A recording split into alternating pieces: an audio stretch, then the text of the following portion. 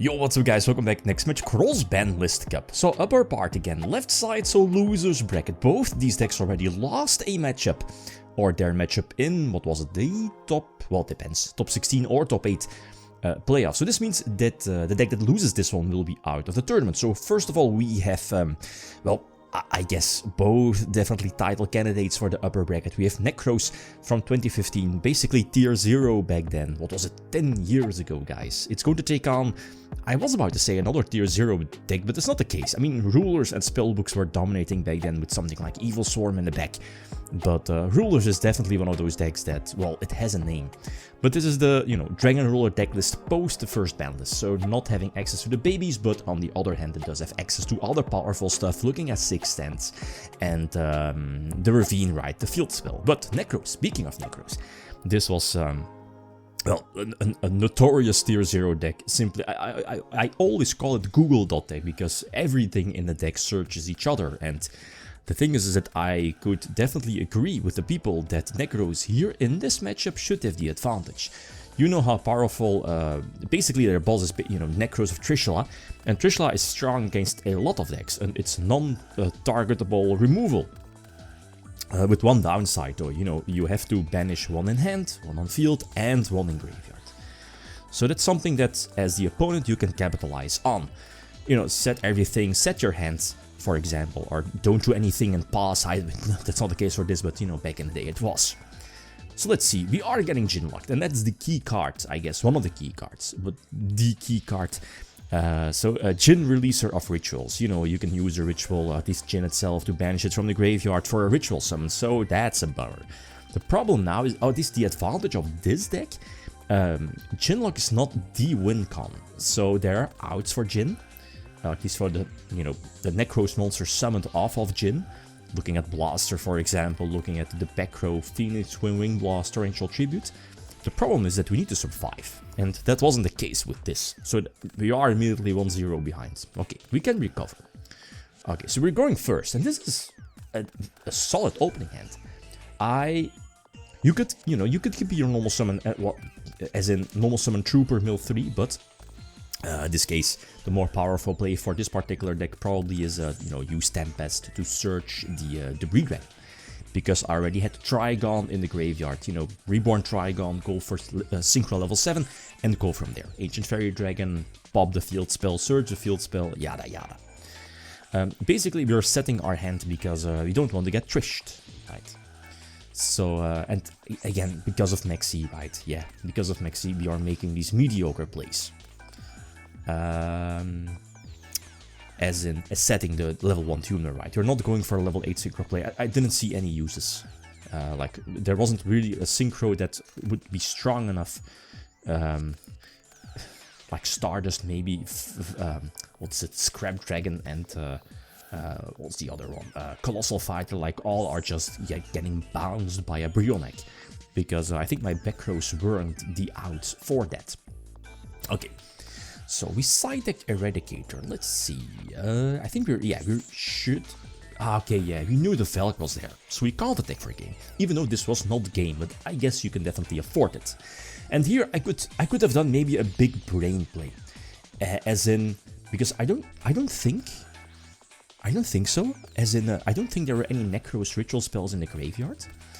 By using Eradicator calling spells, they'll get those rituals in the graveyard with an empty field. So maybe I could have gone for a big, because they drew the Manju. Maybe I could have, probably should have risked it. But on the other hand, the thing is that sure, you're getting rid of their ritual spells, but they are playing, what was it, 6, I think? So I think these were their last 2, actually. And we're getting OTK'd. So I think, in hindsight, I think I should have gone for the risk, as in we wait and hope they commit to the field first, normal summon Manju Senju, and then go for the ritual summon. If they have the Manju Senju, right? Like, obviously now it's easier. Anyway, game number 3. It's not over yet. Let's see, 6 cents. I'm a fan of calling 3 and 4. I like the theory of back in the day, like calling 3 or 4. If you roll the dice and roll 3 or 4, you're drawing the same amount, or if you roll 5 or 6, if you roll 5 or 6, you get to mill the same amount, mill 5, mill 6. The worst potential rolls are 1 and 2. It is what it is. Okay, so let's see. We rolled 3, I think. So, okay, 3 draws. And the problem here is... I was distracted here. I think it was the previous turn. I was like, okay, let's see if there's emptiness. Obviously, they will side take it. If not, we would have been able to, I think, push for game if it wasn't for a potential Valk. Anyway. And I was like, okay, let's banish Blaster so we can search Blaster just in case if it's like emptiness or maybe mistaken arrest. We could pop it eventually, like, or keep Blaster for next turn for Djinn, I don't know. And for whatever reason, I think I was distracted by one of the little ones. And I set guard. And as soon as I was like, okay, let's use Blaster, I was like, I set the guard. It's not going to matter. You know, the Blaster is not getting bounced back because, you know, it didn't use its effect. And the thing is that I think I side-decked my Typhoons. And here I get, even though, I mean, I'm using Skill Drain here. Well, just in case. Because, unless you already have Shuret in hand. But the thing is that they were passing every time. So you could assume their hand is not that great. Plus, what I was about to say is, yeah, the random Typhoon. You could maybe keep the Typhoon for Skill Drain, but seeing that hand was terrible, and you know Debunk is there, that potentially can negate the Brionek, the crucial Brionek, I guess you could go for the random Typhoon. Okay, game number 4.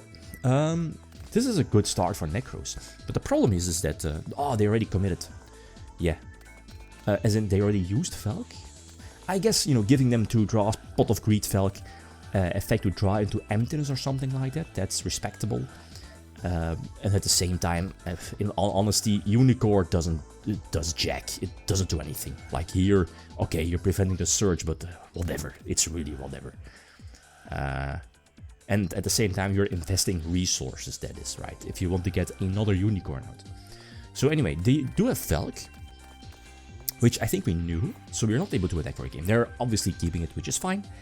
We are going for... Okay, yeah, because we learned not getting OTK to Dracossack pass.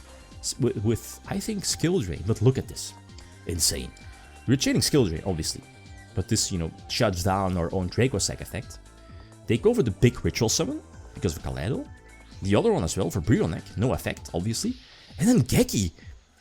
And if it wasn't for a Wing Blast, this would have been game. I would have been sacked to the hell. Luckily we had Wing Blast. Again, one of the advantages that Ravine Rulers has. It's playing back row. And now we are, or should be able to win this one. Because we know Valk is the next draw. And, you know, we are able to put up a couple of strong monsters to deal with their board. And, of course, Skill Drain helps out, just like in the previous duel. I mean, here... no, fair enough, it did something, yeah, prevented the searches, so, I mean, it's fair, it's good. And this is no Ritual Summon. Yeah, so 2-2, nice comeback. So let's see, what are we doing in game number 5? We're going second, and this hand, we need a big Maxi. And the thing is that we both have Maxi. So I think we're getting a couple of draws, because they are committing to, so this is +1. They are committing to Djinn, which I guess is fair enough. So they draw, yeah, because of this, right? Yeah, you're just hope to draw more cards and draw into your floodgates. So they have Djinn plus emptiness. So let's see, what's my train of thought? Yeah, this time we don't have Blaster effect. We are Typhooning just in case if it's like their Typhoon essentially. Because we want to keep our Wing Blast. Yeah, I don't think we are in the position of stalling, of waiting, because we will lose the grind game. So let's see. The thing here is that I think we negated Maxi. But in all honesty, I mean, they had Typhoon, so... Like, the thing, what I was saying is that you could keep Divine Wrath, let them draw, like, maybe a lot of cards. Because it wasn't game, right? Like, imagine if you keep Divine Wrath here for Trish, essentially. They will Typhoon it, so it could not have mattered. And here Trish is fine, it's not the worst. Because they said Maxi. The problem is that I'm out of resources. And this is like so maybe like again, maybe I should have waited, but the thing is that it won't matter.